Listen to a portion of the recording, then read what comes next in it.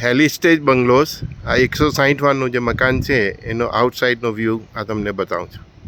હવે અહીંયાથી એન્ટ્રી થવાનું છે. એન્ટ્રન્સમાં જ આ ઇનોવા ગાડી આવી જાય એટલું મોટું પાર્કિંગ છે. પાર્કિંગની આટે આ સિટિંગ એરિયા પછી આ સ્વિમિંગ પુલ છે. દિવાલોમાં પણ આવી રીતના લાઇટિંગ લગાવેલી છે. આ મકાનનો આપણો સાઈડ વ્યૂ છે. ટોટલી ગ્લાસ લગાવેલા છે. આ દાદર પર ગ્લાસ લગાવેલા છે. આ કિચન એરિયા છે. ત્યાં પણ આવી રીતના ડોર ગ્લાસ લગાવેલા છે.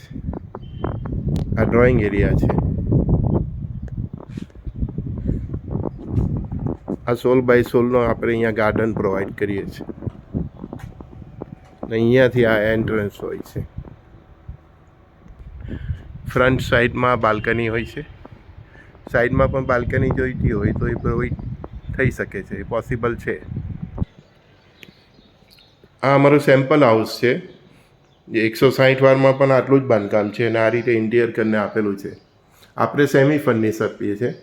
એમાં સોફા છે કે આ ટીપોય છે એ તમને નહીં આવશે. બાકી કલર પીઓપી બધું કમ્પ્લીટ આવશે.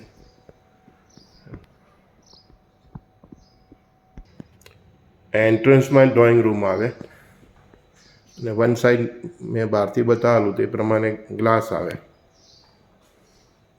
આ કિચન આવે.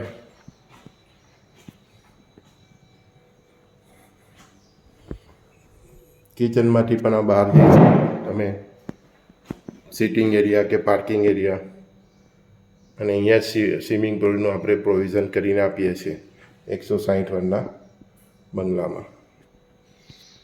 આ દાદર છે. આ દાદર ચડીને કહ્યું તે પ્રમાણે દાદરમાં વન સાઈડ ગ્લાસ લખાવેલા છે. તમને દાદર ચડતા પણ વ્યૂ મળે. સામે જ આ બાથરૂમ છે.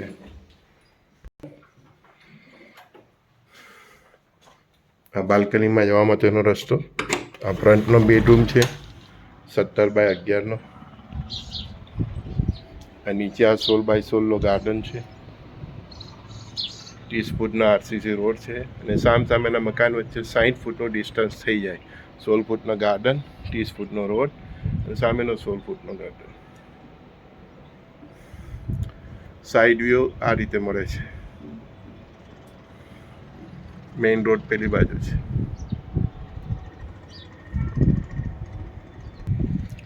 બેડરૂમ 17x11નો ફ્રન્ટનો છે.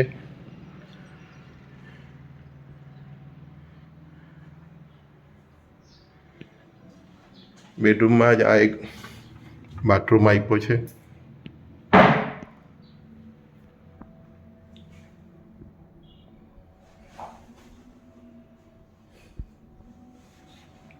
બેડરૂમમાંથી સીધા બહાર જઈએ એટલે પાછળનો બેડરૂમ આવે છે 17x10નો છે. એમાં પણ સાઈડમાં વિન્ડો આપી છે, બેકમાં વિન્ડો આપી છે. આ ટીવી યુનિટને અહીંયા આપણે લગાવી શકો તમે. ને એમાં પણ આ એક બાથરૂમ આપણે આપ્યો છે.